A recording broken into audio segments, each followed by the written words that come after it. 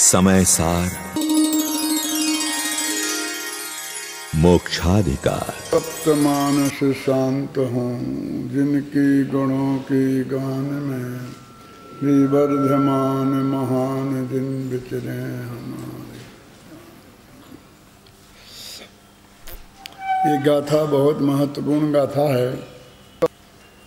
कौन सी 294वीं। इस पे मैंने अनेक व्याख्यान किए हैं, लेकिन जो मूल बात कहनी चाहिए थी वो उन व्याख्यानों में नहीं आ पाई है। उसका कारण ये है कि वो पंच कल्याणकों में हुए, और पंच कल्याणकों में जनता बहुत ही सामान्य स्तर की रहती है, तो उनके व्यामोह में कि उन्हें समझ में आना चाहिए, इस बात को मैं गहराई से कह नहीं पाया। इसलिए मैंने अब इस शिविर में संकल्प किया है कि भले ही किसी की भी समझ में नहीं आए, लेकिन मैं उस बात को जरूर कहूँगा। मैं आप सबको चैलेंज कर रहा हूँ कि आप सब समझने की पूरी कोशिश करना। मैंने कल भी आपसे कहा था कि इसको पढ़ के आना, लेकिन मुझे पक्का भरोसा है कि शायद एक ने भी नहीं पढ़ी होगी। यदि कोई आदमी ऐसा है कि जिसने पढ़ा हो तो हाथ उठाओ। हाँ चलो, एक आदमी ने हाथ उठाया है, 2 आदमी ने, जो मेरे सहपाठी हैं, जो पीछे बैठे ना, पुरुषोत्तम जी, है ना। मैंने नहीं पढ़ा किसी ने। हमें तो बहुत झंझटें हैं। तुम्हें क्या झंझट थी जो तुमने नहीं पढ़ा? तुम तो इसी काम के लिए आए हो ना। तुमने क्यों नहीं पढ़ा? लेकिन मैंने उन झंझटों में भी समय निकाल के पढ़ा है। इतनी बात मैं बार बार इसलिए कह रहा हूँ कि आप अपने उपयोग को एकाग्र करके सुने। प्रकरण ये है कि उन्होंने ये कहा था कि बंध के जानने से कुछ होने वाला नहीं है। बंध के प्रभेद कितना ही जानो, उससे बंध कटने वाला नहीं है। तो क्या करें, कैसे कटेगा? कि बंध और आत्मा के बीच भेद विज्ञान करो, बंध और आत्मा के बीच भिन्नता जानो, अथवा और सरल भाषा में कहें तो बंध से भिन्न आत्मा को जानो। अब तुम्हें जानना तो आत्मा है, और आत्मा के जानने के लिए तुम बंध को जानते रहे। जब ये बंध से आत्मा भिन्न है तो बंध को जानते रहे तो आत्मा तो की तो उसमें गंध भी नहीं आई, क्योंकि वो तो बंध से भिन्न है। तो उन्होंने कहा बंध से आत्मा को भिन्न हम जाने कैसे? हमारे पास उसका साधन क्या है ना। तो उन्होंने ऐसा नहीं कहा कि देवशास्त्र गुरु के संयोग से जानो, वही जानो, ये जानो, ये नहीं जानो। उन्होंने एक जवाब दिया, प्रज्ञा छेनी से जानो। कि प्रज्ञा छेनी को तुम बंध और आत्मा के बीच में जो सूक्ष्म संधि है उसमें तुम डाल दो, तो ये दोनों भिन्नता को प्राप्त हो जाएंगे। तो उनने कहा वो प्रज्ञा छेनी क्या है ना। शास्त्र पढ़ें, समय सार पढ़ें, गुरु की शरण में जाएं, क्या करें हम? वो प्रज्ञा छेनी क्या है? तो कहा उन्होंने प्रज्ञा छेनी तुम्हारी ही बुद्धि का नाम है, और वो चूंकि करण कर्ता से अभिन्न होता है। कल बता चुका हूँ, वो बातें कह रहा हूँ। करण कर्ता से अभिन्न होता है, इसलिए वो प्रज्ञा छेनी भी तुम्हारा वो आत्मा ही है, और वो आत्मा का परिणमन है। अब जो इसमें समस्या जो है, जिसका एक का समाधान मैंने कल किया था और एक का आज करना है, कि ये समस्या ये है कि आत्मा का लक्षण और बंध का लक्षण जानो, और प्रज्ञा छेनी से जानो। दो बातें हैं। अब बंध के लक्षण का तो उन्होंने कह दिया, राग आदि है वो बंध का लक्षण है, उसमें ज़्यादा माथा मारने की बात नहीं है। अब कहते जीव का लक्षण जो है वो क्या है और वो प्रज्ञाक्षेणी है वो क्या है। तो दो बातें आज समझनी है। एक प्रज्ञाक्षेणी की बात मैं कल समझा चुका हूँ और जीव का लक्षण क्या है वो आज समझाना है, क्योंकि जीव का और बंध का लक्षण जानोगे तब ये दोनों पृथक पृथक जानने में आएंगे, पर से भिन्न। तो उन्होंने कहा ना लक्षणों के माध्यम से जानो, तो गाथा है ना, जीव एवं बंध निज निज लक्षणों से भिन्न हो।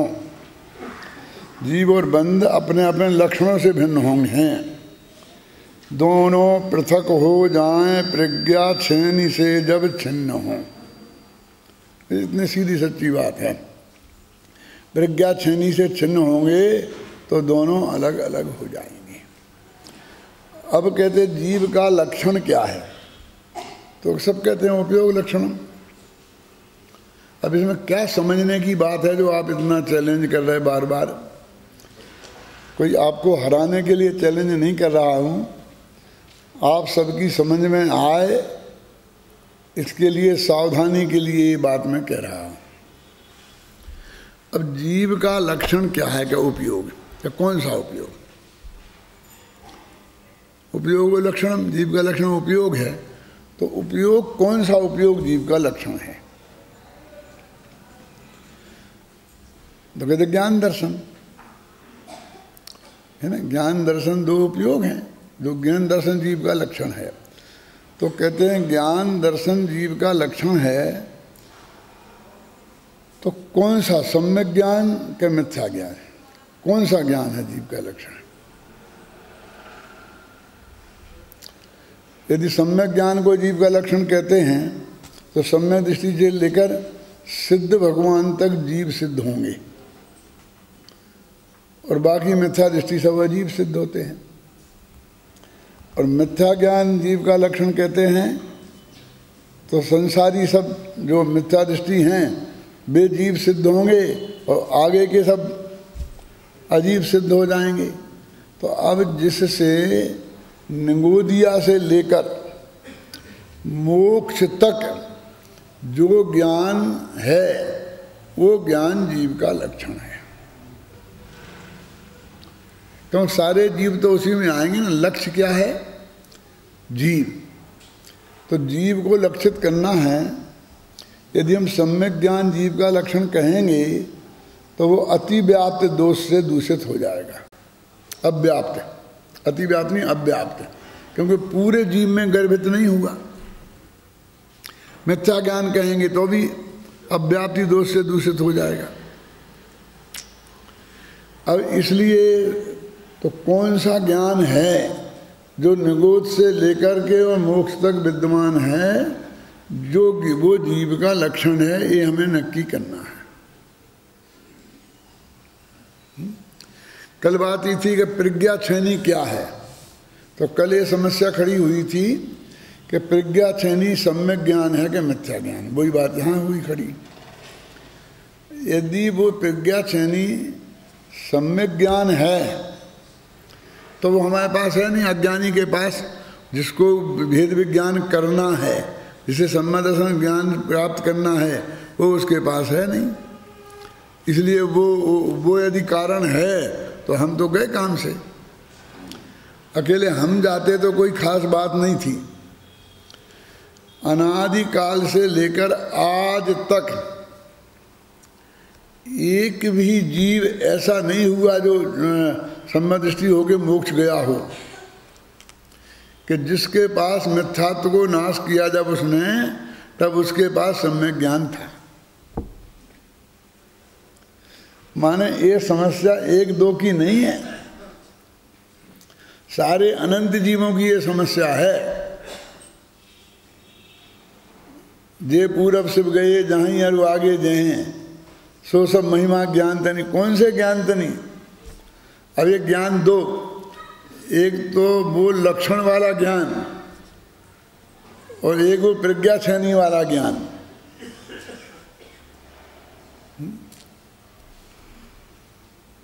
है में ना।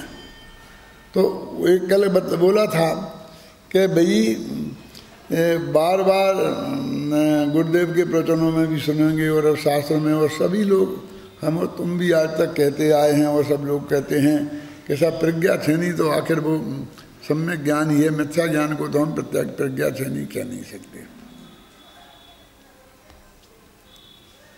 प्रज्ञा छेनी को हम कह नहीं सकते हैं। तो अब वो कहते हैं कि वो तो समस्या तो खड़ी है कि अनादि से वो है ही नहीं ना।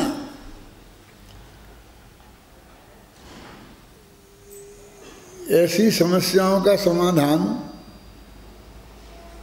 संजीव गोदा है, हो तो हाथ उठाना। ऐसी समस्याओं का समाधान आचार्य विद्यानंद जी जो है ना, श्लोक वार्तिक के लिखने वाले, उनने श्लोक वार्तिक में ये समाधान दिए हैं।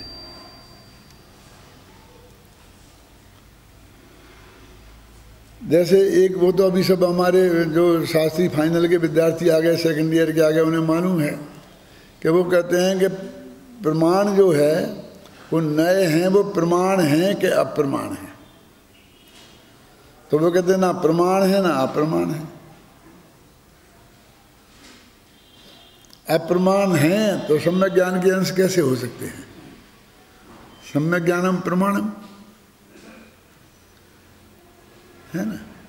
और यदि प्रमाण हैं तो वे प्रमाण से भिन्न हैं क्या अभिन्न हैं? यदि प्रमाण से अभिन्न है तो नए अलग क्यों बोलते हो? अप्रमाण से भिन्न है तो अप्रमाण ही हो गए ना, प्रमाण कहाँ रह गए? तो उनने इसका जवाब दिया कि ना वे प्रमाण हैं और ना वे अप्रमाण हैं। तो क्या हैं?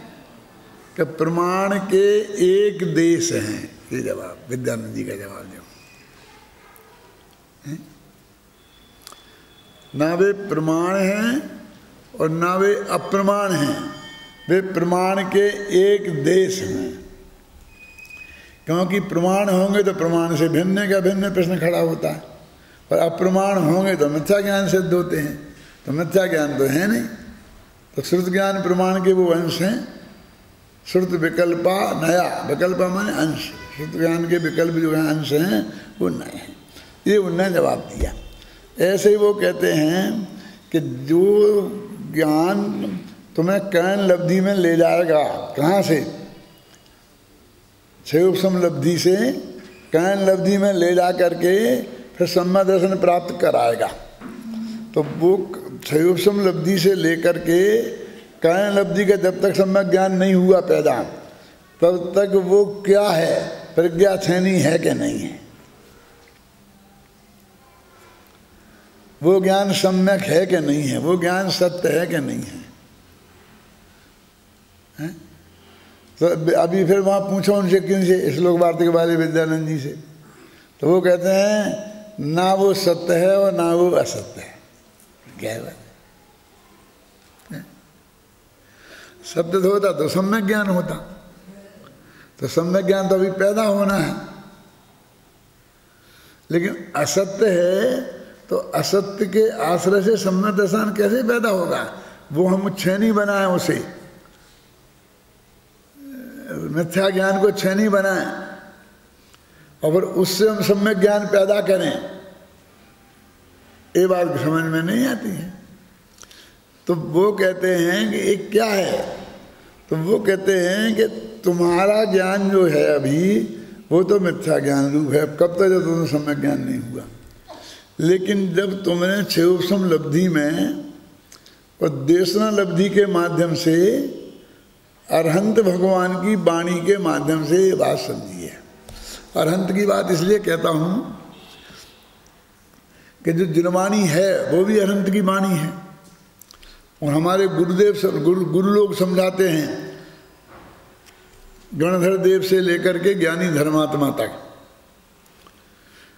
वे सब उस वाणी के अनुसार ही समझाते हैं, तो ही वे प्रमाणिक हैं, अन्यथा नहीं।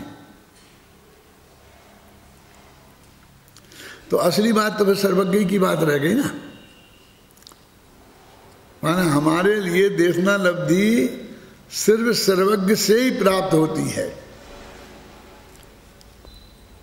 ख्याल में आई ना? अब सर्वज्ञ की वाणी है, अब उसको चाहे ज्ञानी समझा देवे, चाहे गणधर देव समझा देवे, और चाहे शास्त्र में पढ़कर आप डायरेक्ट भी समझ लो, मूल मुद्दा तो वो ही है ना। तो वो कहते हैं कि वो जो तुम्हें समझा रहे हैं, कौन? देवशास्त्र गुरु तीनों आ गए ना उसमें। वे तुम्हें वो ज्ञान सम्यक है कि मिथ्या, तो उस ज्ञान की प्रमाणिकता उन अरहंत भगवान से है, तुम्हारे ज्ञान से नहीं। तुम बार बार क्यों कहते हो कि वो मिथ्या ज्ञान के भरोसे हम आत्मा कैसे जानेंगे? वो मिथ्या ज्ञान कहाँ है? ये तो आप मानते हैं ना कि 5 लब्धियां सम्यक दर्शन की प्राप्ति के कारण के रूप में आगम में उल्लिखित हैं, और वे 5 लब्धियां मिथ्यात्व की भूमिका में होती हैं। अब उसे जो हमारी परंपरा बन गई है सोनगढ़ में, सामने वाले तो उसे बिल्कुल उल्टा ही बोलते हैं, उनकी बात अपन नहीं करते हैं। वो ये बन गई कि नहीं जब तक नहीं हुआ तो मिथ्या ही ज्ञान है, मिथ्या ही ज्ञान है, मिथ्या ही ज्ञान है। तो कहते उसे गालियां दे दे करके फिर उससे काम करके तुम सम्यक प्राप्त करोगे।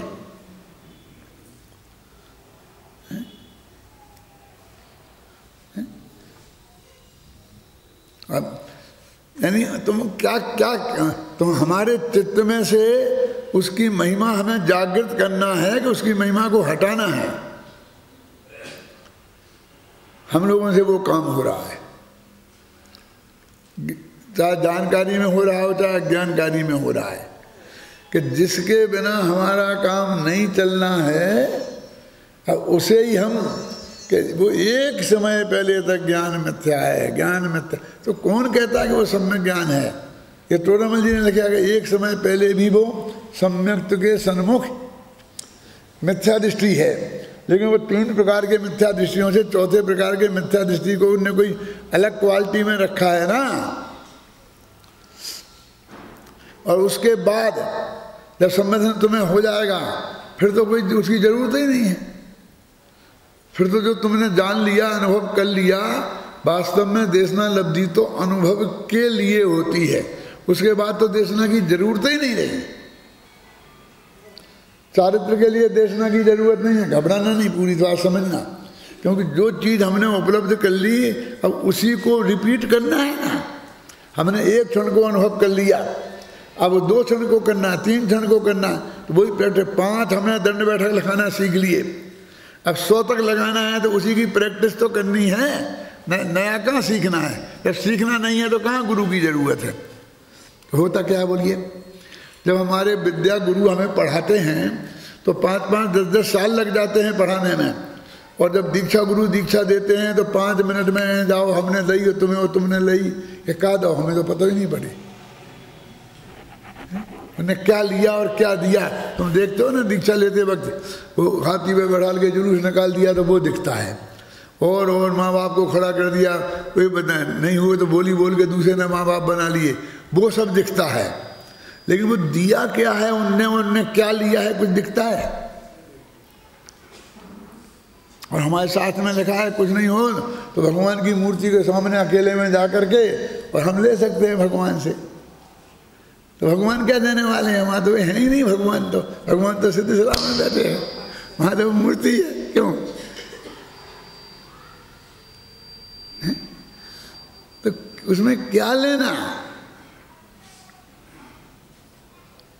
कैसा सम्यक दर्शन भी नहीं लिया जा सकता। सम्यक दर्शन में देशना लब्धि चाहिए कि वो तुम जो हमारा कौन सा एकलव्य वो होगा वैष्णवों में, अपने यहाँ नहीं है, घबराना नहीं कि मूर्ति के सामने बैठ करके और वो सीख लेगा, ऐसा नहीं है। अपने को देशना लब्धि चाहिए। जिन बिंब के दर्शन निमित्त बताए हैं, लेकिन बहिरंग निमित्त है, अंतरंग निमित्त देशना ही है। और बहिरंग निमित्त की क्या बात करें? बहिरंग निमित्त तो 2 डंडे पड़े तो सम्यक दर्शन हो जाए। अब क्या बात कर रहे हो? कहीं लिखा है शास्त्र में? हाँ, नरक में कैसे होता है वेदना का अनुभव? उसी समय से उसको भी निमित्त कहा कि नहीं कहा? कुमार काट से भी हो जाते हैं। कहते हैं ना, गुरु जी जैसे चांटा मारते हैं ना तो याद आ जाता है पहाड़। वैज्ञानिक लोग कहते हैं कि यहाँ पर जो दोनों अपना अकल होती है ना, एक बड़ा मस्तिष्क एक छोटा मस्तिष्क, तो ये जो तत्काल काम वर्क करते हैं ना वो छोटा मस्तिष्क करता है। जैसे आपको यहाँ मच्छर ने काटा तो तत्काल आपका ऐसा हाथ हो जाएगा, यहाँ तक इन्फॉर्मेशन नहीं पहुँची, छोटे मस्तिष्क से गई, उसने ऑर्डर दिया, यहाँ हाथ चल गया बिना सोचे। बिना बड़ा मस्तिष्क माने सोच के, और छोटा मस्तिष्क माने बिना सोचे, एक्शन का रिएक्शन। तो जब यहाँ पड़ता है ना तो छोटा मस्तिष्क काम करता है और फटाफट जवाब हो जाता है, बिना सोचे समझे निकल आता है जवाब। ऐसा यहाँ नहीं निकलेगा देशनालब्धि में। बाकायदे बुद्धि पूर्वक तुम होश में हो, और गुरु जी तो होश में हैं और तब वो देशनालब्धि होगी। और उसके बिना आज तक किसी को संबंध दर्शन होता नहीं है, क्योंकि जो अधिगम संबंध दर्शन करते हो निसर्गज, उसमें भी पूरा भम्यों से देशनालब्धि लिखी हुई होगी।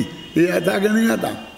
मैंने अभी लिखा है तत्वासूत काउंसिलन, तत्वासूत लिख रहा हूँ मैं, तो उसमें लिखा है कि तन निसर्गाद अधिगमात्मा में है क्या?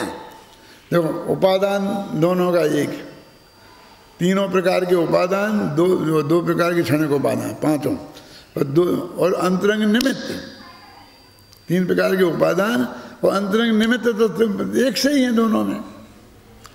सिर्फ बहिरंग निमित्त में इतना फर्क पड़ा है कि एक को 10-20 वर्ष पहले उपदेश मिला था और एक को तत्काल मिला। अब इसमें क्या फर्क है? जब जैसी दो खड़े कर दिए, एक कहाँ, एक अपने आप हो गया और एक गुरु के उपदेश से हुआ।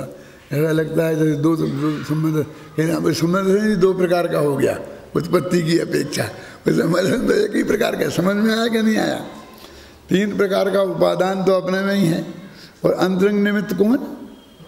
दर्शन मोह का क्षय उपशम उपशम, खासकर उपशम, वो अंतरंग निमित्त भी दोनों में समान है। अब बहिरंग निमित्त में अभी उनने उपदेश दिया और अभी मैं तत्काल के परिणमित होकर के और मेरा काम हो गया, तो हमने उसे अधिगमन कह दिया। कि साफ दिख रहा है ना, जैसे कि उनको, वो शेर को, तो मुनिराज ने वहाँ उपदेश दिया और वो अंतर्मुख हुआ और हनुमान दर्शन हो गया। और दूसरे को अपने पहले भव की जरूरत नहीं है। पहले भव में भी हो तो चले, उसमें स्मरण आए तो उसे जात स्मरण कहते हैं। सिर्फ क्यों? पहले भव स्मृति से जात स्मरण, कोई जात स्मरण का स्मृति का भेद है। अब मान लीजिए कि मुझे 50 साल पहले गुरु का उपदेश मिला और मेरे ज्ञान में वो परिणमित होकर के धारणा में चला गया। अब मैं उलझ गया दुनियादारी के चक्कर में, और 50 साल बाद फिर मुझे वो याद आ गई, वो गुरु का उपदेश पूरा, और मुझे फिर संबंध दर्शन हो गया। तो अभी हम उसको कह देंगे कौन सा? निसर्गज। वो पिछले भव में हुआ। पिछला भव माने कितने वर्ष पहले? कितने वर्ष पहले बोलो? हैं? कितने? 11? कम से कम ना 8 वर्ष तो कम से कम चाहिए ना, इस वक्त में आएगा। तो वो 8 वर्ष पुरानी स्मृति और ये 50 वर्ष पुरानी स्मृति बड़ी कौन है? हमने जो भव बदल, अरे आत्मा तो नहीं बदला ना, आत्मा तो दोनों में देशना मिली थी ना। अब इस भव वाली हो तो हमें कोई महिमा नहीं आती, पिछला भाव हो तो जातिस्मरण क्या है? सिर्फ एक सामान्य स्मृति का भेद है। वो स्मृति पुद्गल को नहीं रहती है, स्मृति आत्मा में रहती है। तो शरीर बदल गया तो क्या फर्क पड़ता है उससे? इसलिए इतना सा अंतर है उन दोनों में। मतलब कहने का मतलब है देशना लब्धि के बिना सम्यक दर्शन नहीं होता। मैं तो ये सिद्ध कर रहा हूं। और वो अज्ञान अवस्था में होगी, यदि तुम सम्यक ज्ञानी हो तो वो देखना काहेगी फिर तो तुम्हारे पास है ही वो, है ना। तो फिर अज्ञान अवस्था में ही वो सारा पुरुषार्थ करना है ना। अब वो पुरुषार्थ वगैरह एकमात्र प्रज्ञा से नहीं है, बस खत्म। साधन एकमात्र प्रज्ञा छेनी है। अब वो प्रज्ञा छेनी कौन सा ज्ञान है? तो पर्याय तो है ही है। तो जो उस वक्त भी पर्याय है वो तो मिथ्या दर्शन रूप है, लेकिन उसमें सत्यपना, सम्यकपना नहीं कहना चाहता मैं, सत्यपना अरहंत भगवान की दिव्य ध्वनि का है।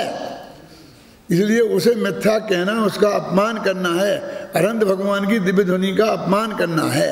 उस ज्ञान की, उसकी प्रामाणिकता का आधार तुम्हारा ज्ञान नहीं है, सर्वज्ञ भगवान का ज्ञान है। ये तो प्रज्ञा छेनी की बात कही। मेरे कहने का मतलब वो जो ज्ञान है तुम्हारे पास, जो अभी मिथ्या ज्ञान नाम तुम जिसे दे रहे हो, वो उसी के द्वारा सब काम होना है। मैंने गुरुदेव को भी बहुत बारीकी से पढ़ा, तो अभी वो गुरुदेव बार बार ये कहते हैं कि वो ही ज्ञान है। तो अभी मिथ्या दृष्टि का जब अंदर मुख पड़ेगा तो वही प्रज्ञा छेनी हो जाएगी। हो जाएगी माने क्या? क्योंकि वो हावी है ना, कौन सा, कि भाई वो प्रज्ञा छेनी तो सब में ज्ञान ही होता है। तो वो यदि हम सर्वज्ञता की बात को माने, अब ये ज्ञान सामान्य की में भी यही बात है। देखो ज्ञान सामान्य में ये निकालो, एक किताब आपको जो मैंने आपको पढ़ने के लिए कहा था, पेज नंबर 136। मैंने कहा था श्लोक वार्तिक वालों के पास है सारा जवाब।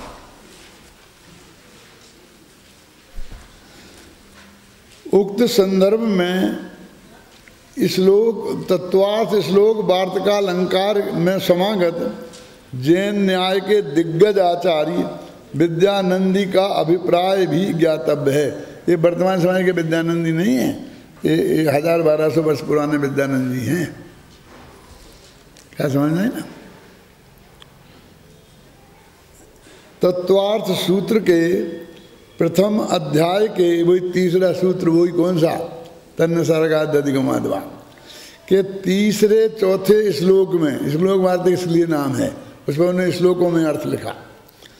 श्लोक के वार्तिक में आचार्य विद्यानंद जी इस बात की चर्चा करते हैं जो इस प्रकार है। कल वीर सागर ने एक बहुत मार्मिक बात आप लोगों से कही थी कि हमें पता ही नहीं है कैसे छंद है, क्या है। ये हर छंद को श्लोक बोलते हैं। श्लोक सब छंदों में एक छंद है जिसका दूसरा नाम है अनुष्टुप,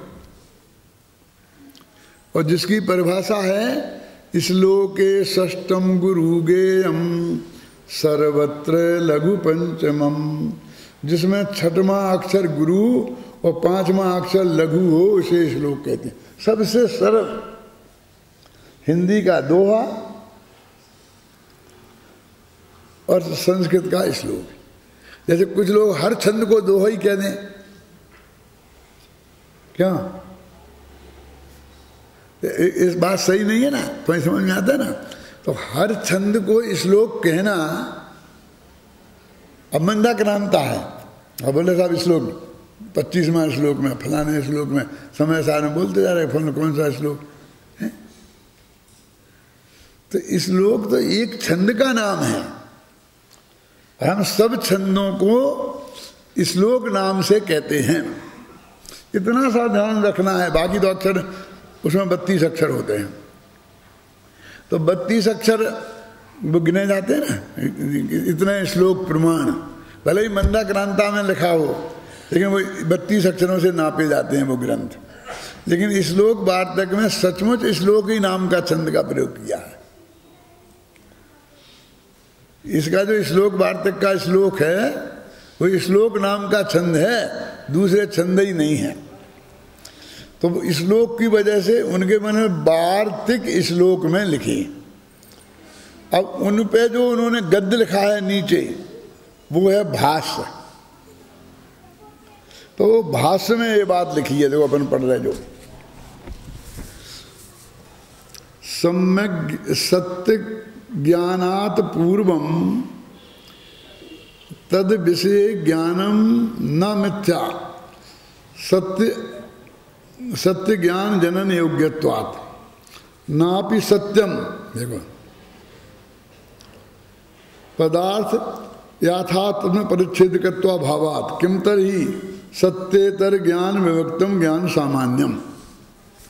सत्य ज्ञान अर्थात सम्यक ज्ञान होने के पहले सम्यक ज्ञान के गे माने त्रिकालीश्वर भगवान आत्मा के विषय में जो ज्ञान था, क्या कहने के पहले सम्यक ज्ञान के पहले है ना, वह मिथ्या तो नहीं था।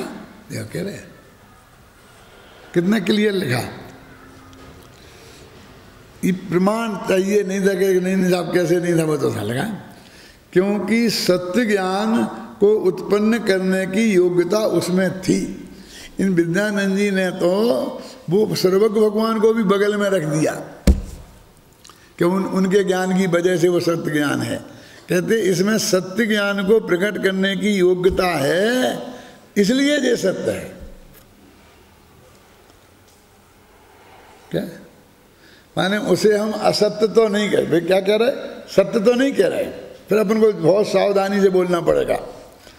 वो कहते वो ज्ञान असत्य है क्या, कि असत्य तो नहीं कह सकते, क्योंकि उसे सत्य ज्ञान करने की योग्यता उस ज्ञान में है।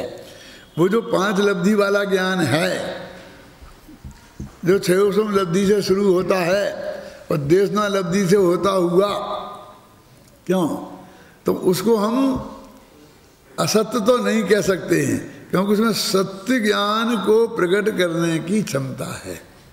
अब देखो तो किम तरही नहीं, क्या ना भी असत्यम ना भी सत्यम, ना सत्य कह सकते, ना तो हम असत्य कह सकते हैं और ना हम ना मिथ्या और ना सत्यम। लिखा शांति जी, क्यों, क्योंकि सत्य ज्ञान को उत्पन्न करने की योग्यता उसमें थी। उसे सत्य ज्ञान भी नहीं कहा जा सकता, क्योंकि उसमें पदार्थों को, त्रिकाली आत्मा को, अन्य पदार्थों को यथार्थ रूप से जानने का अभाव है, इसलिए ना वो सत्य है ना सत्य है। अब आप मतलब मैं ये कहना चाहता हूँ, ये सब आप लोगों को बताना चाहता हूँ कि उसको मिथ्या मिथ्या कह करके ये जनवाणी के इस वाक्यों का हम अपमान कर रहे हैं कि सत्य कैसे कह दें कि मत कहो ना,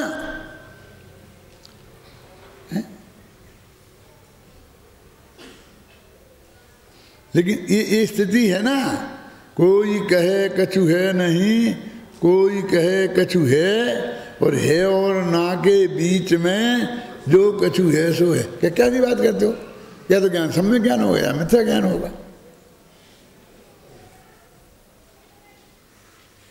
तो उन्हें जबरदस्ती ऐसे बीच का ये खड़ा कर दिया, उसमें जबरदस्त कारण है। अब ये प्रज्ञा श्रेणी के संदर्भ में तो ये बात ख्याल में आ गई ना। अब वो सामान्य ज्ञान क्या है, देखो अभी मैं आपको बताता हूं कि जीव का लक्षण क्या है, क्या उपयोग। उपयोग माने ज्ञान दर्शन। अब मैं आपसे पूछता हूं कि ज्ञान दर्शन शब्द का प्रयोग द्रव्य के अर्थ में भी होता है और गुण के अर्थ में भी होता है और पर्याय के अर्थ में भी होता है, तो ये क्या है, द्रव्य है कि गुण है कि पर्याय है। अब मैं आपको सहयोग करता हूं निर्णय करने के लिए क्या लक्षण है। अट्ठ चतुरान दंशन सामान्यम जीव लक्षणम भणियम। लिखा क्या नहीं, क्या अर्थ है इसका, कि 8 प्रकार का ज्ञान और 4 प्रकार का दर्शन सामान्य से जीव का लक्षण है। सामान्यम जीव लक्षणम भणियम। अब ये सामान्य क्या है, अब तुम्हारे वो सामान्य का आदुर्भाव, विशेष का प्रादुर्भाव समय सार में पड़ा है ना। और वहाँ त्रिकालीधर भगवान आत्मा वो सामान्य, और ज्ञान गुण वो सामान्य, और पर्याय विशेष। बोलते हैं ना दृष्टि में सामान्य का आविर्भाव हो, माने त्रिकालीधर भगवान आत्मा वो हमारी दृष्टि में आवे, तो उसका नाम दृष्टि में सामान्य का आविर्भाव है ना। अब यहाँ क्या लेना बोलिए, तो वो सामान्य जीव का लक्षण है, तो वो कौन सा सामान्य है? सामान्य तो द्रव्य को बोलते हैं, गुण को बोलते हैं, और पर्याय को तो विशेष बोलते हैं, और गुण को भी विशेष बोलते हैं। क्यों? भेद की अपेक्षा।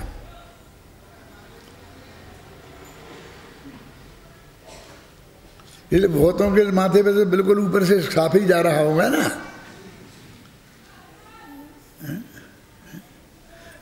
क्या तेरी समझ में आता संजय? अब वो जो सामान्य है वो कौन सा सामान्य है? गुण वाला क्या द्रव्य वाला? क्योंकि गुण द्रव्य वाला सामान्य नहीं है। अब एक तीसरा सामान्य और है जो जीव का लक्षण है। होगा हमें क्या कैसे नहीं करना? बंध से भिन्न तो लक्षण के माध्यम से जानना है। आत्मा को बंध से भिन्न जानना है तो कैसे जानो? लिखो गाथा पे देखो, जीवो बंधो यतः छिद्यन्ति सलक्षणेहिणीये एहिं पन्ना छेदनेन आत्मावन्ना जीवे एवं।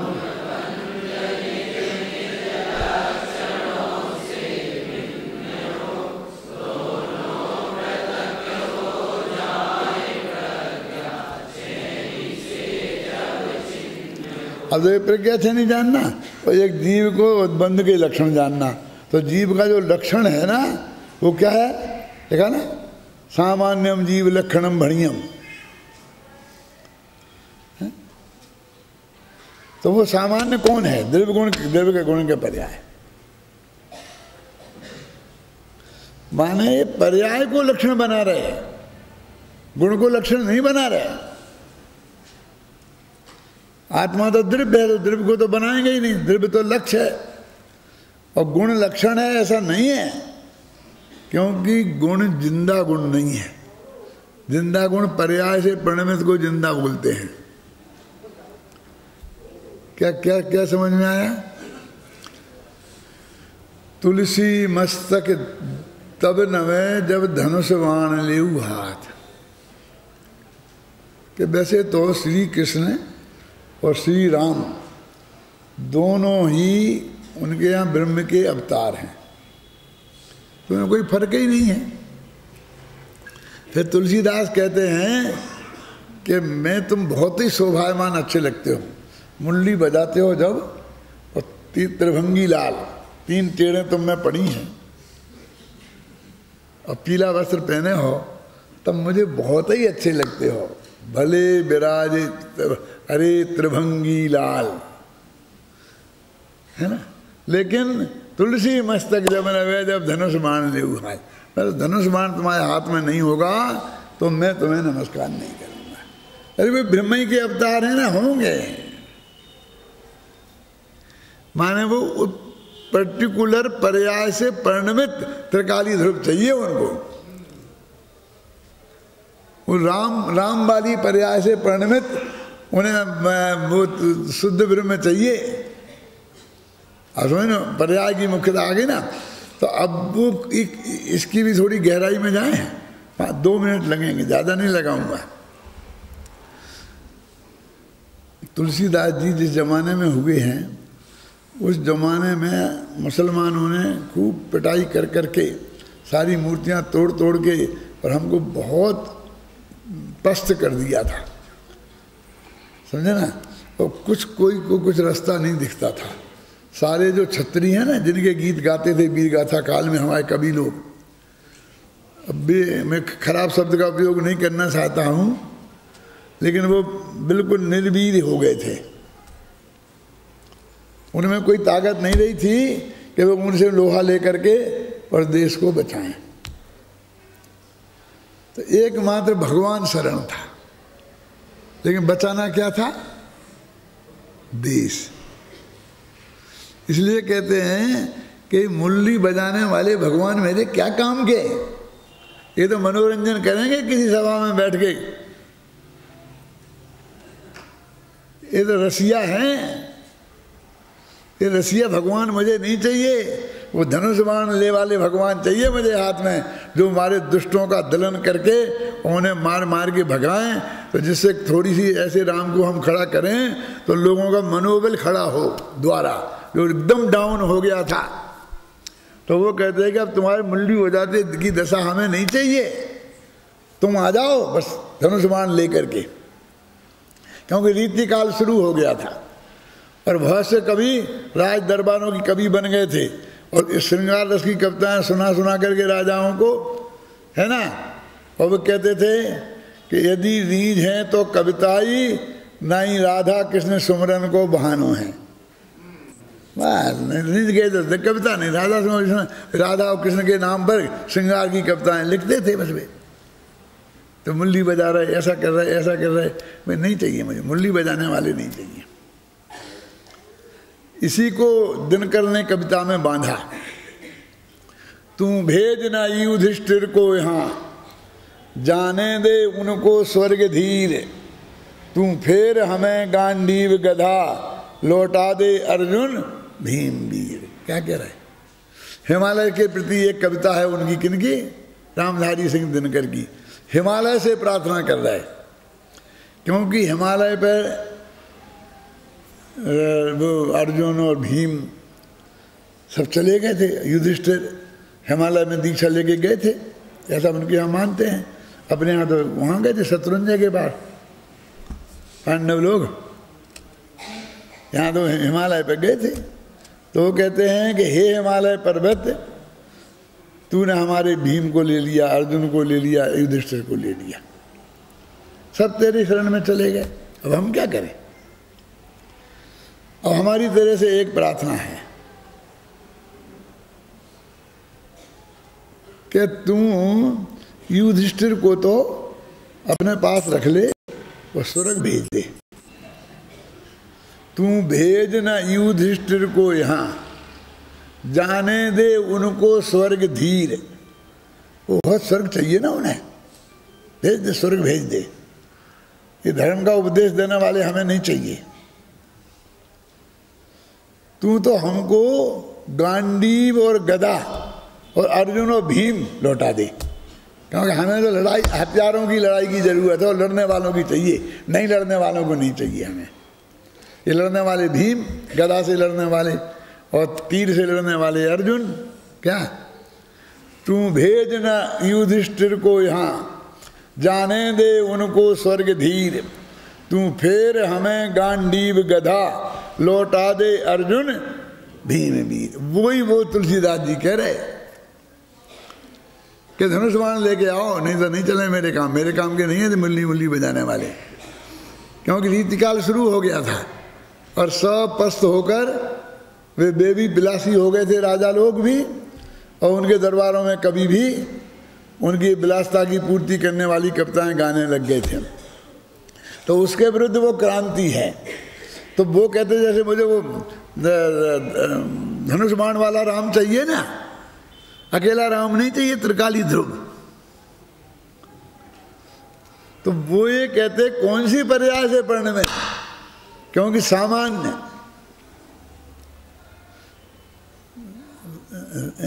उस पर्याय वाला है।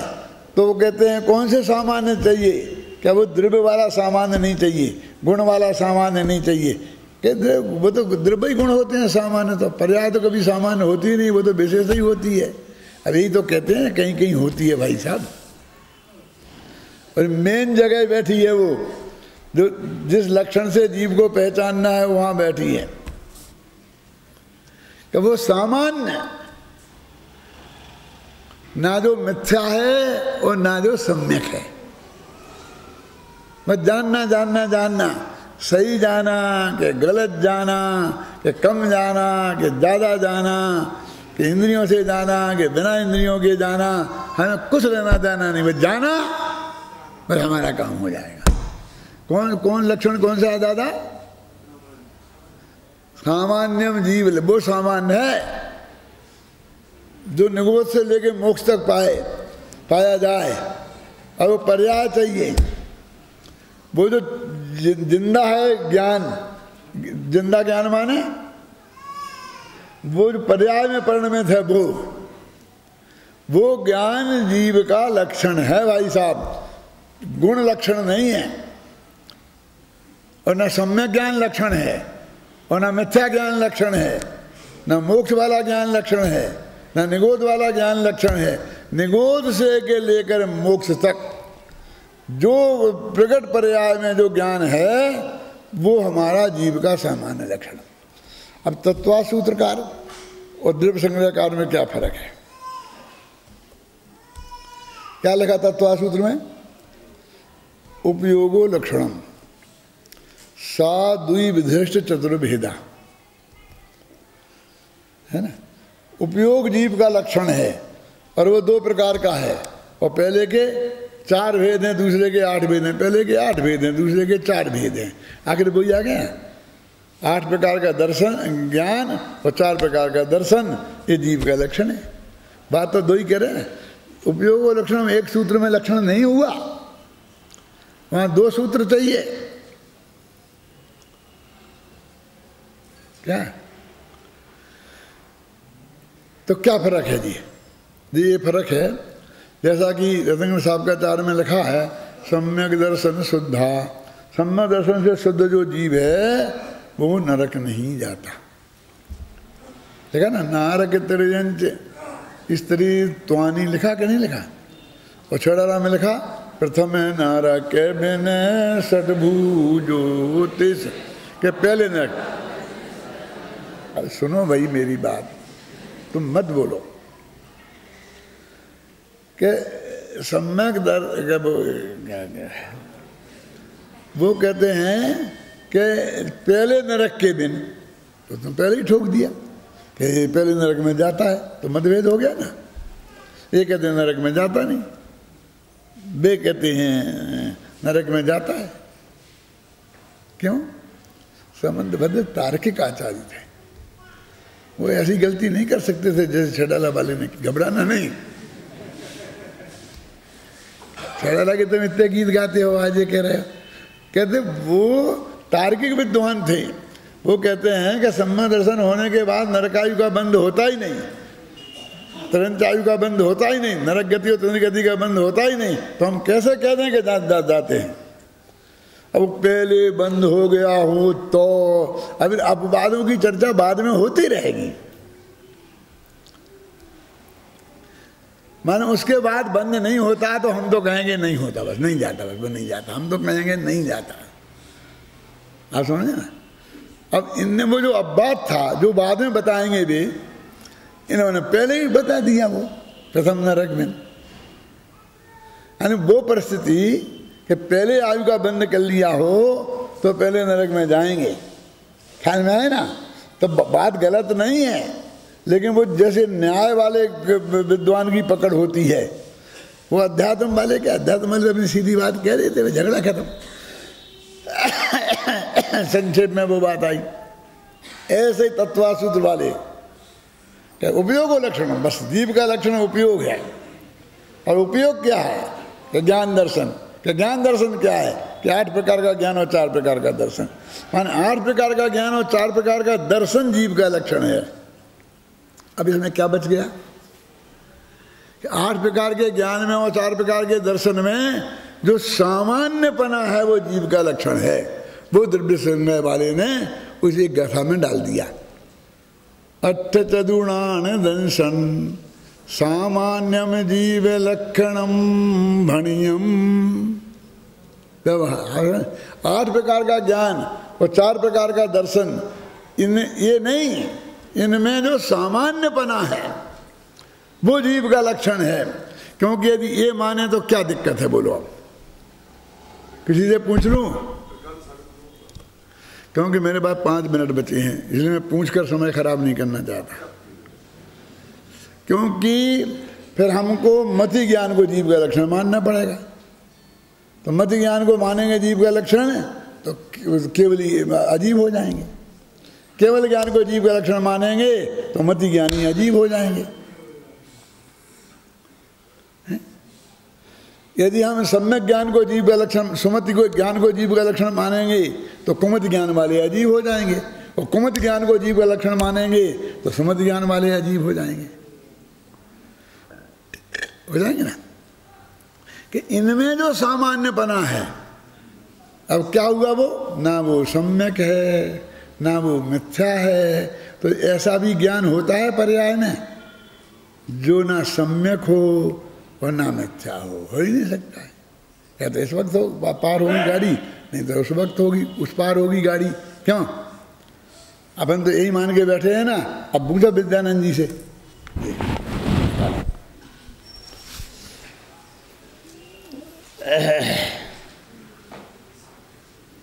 क्यों ये बात काय में तत्वा सूत्र के प्रथम अध्याय के तीसरे सूत्र के संदर्भ में ये बात वो कर रहे हैं।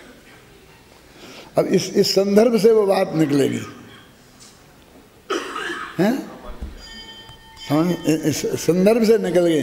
तो वो कहते हैं कि जब तक सम्यक दर्शन नहीं हुआ तब तक जो परोपदेश से अथवा निसर्ग से जैसे आप कहते हो, तो वो जो ज्ञान है वो कौन है उसके पास, किससे किसके सहारे हुआ है वो काम। वो निमित्त की अपेक्षा भी देख लो और उपादान की अपेक्षा भी देख लो। वो ज्ञान तो गुरु के उपदेश से, तो गुरु की तरफ से मत लो। यदि शिष्य की तरफ से देखोगे तो जो ग्रहण किया वो तो इसी के ज्ञान की पर्याय है ना। तो वो ये कहते हैं कि उसको भैया सत्य भी नहीं कहो तो असत्य भी मत कहो, असत्य नहीं कहो तो सत्य भी मत कहो।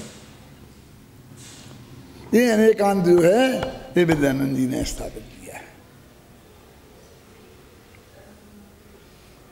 अब दो चीजें हो गई, कौन कौन?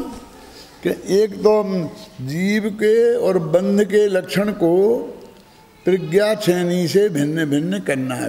जीव के और बंध के लक्षण के माध्यम से जीव को और बंध को भिन्न भिन्न करना है, और उससे तुम्हारा काम हो जाएगा। क्या सम्यक दर्शन हो जाएगा ना? कि हो जाएगा ना। अब हो गया ना निमित्त उपादान सब।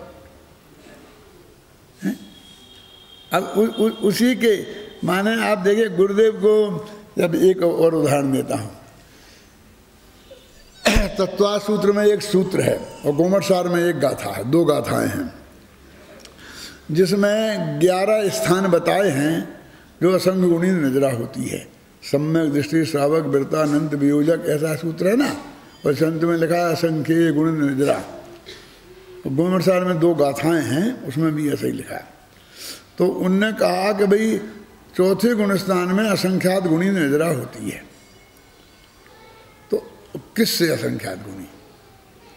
क्योंकि पंचम गुण स्थान में लिखा है ना सम्यक दृष्टि और श्रावक, वो पंचम गुण स्थान में, तो वो तो सम्यक दृष्टि से असंख्य गुणी हो गई। अब वृता अनंतानबंदी का विसर्जन करने वाले की उससे असंख्य गुणी हो गई। फिर आगे आगे बढ़ते जाएंगे कि उनकी असंख्य गुणी होती जाएगी। लेकिन सबसे पहले जो तुमने स्थान दिया है सम्यक दृष्टि, तो उसको नजरा होती है, वो तो ठीक है। लेकिन असंख्य गुणी, तो असंख्य गुणी किससे? क्यों? कि मिथ्या दृष्टि से। कि मिथ्या दृष्टि की कितनी नजरा होती है? कि 0। तो 0 में असंख्य का गुणा करो, चाहे अनंत का गुणा करो, चाहे 2 का करो, चाहे 4 का, एक ही रिजल्ट है।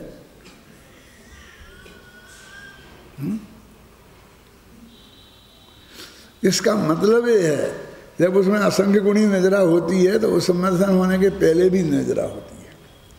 वो नजरा तत्व वाली नजरा, वो नहीं निज काल पाए विधि झरना तासो निज काल न सन्ना।